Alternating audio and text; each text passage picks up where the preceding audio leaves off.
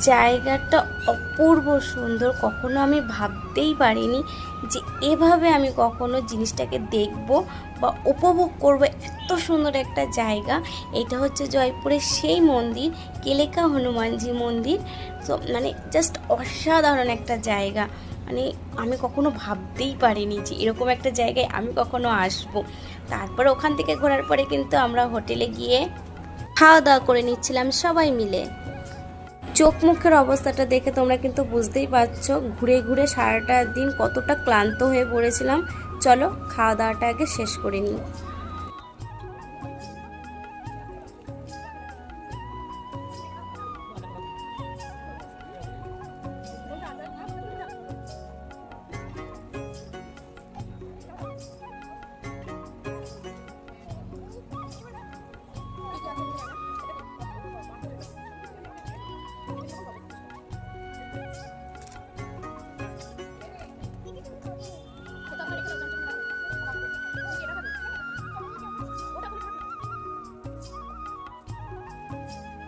খাওয়া দাওয়া শেষ করার পর বিল দিয়ে আমরা কিন্তু ওখান থেকে সবাই চলে আসলাম। আর জায়গাটা কেমন লাগলো অবশ্যই বলো।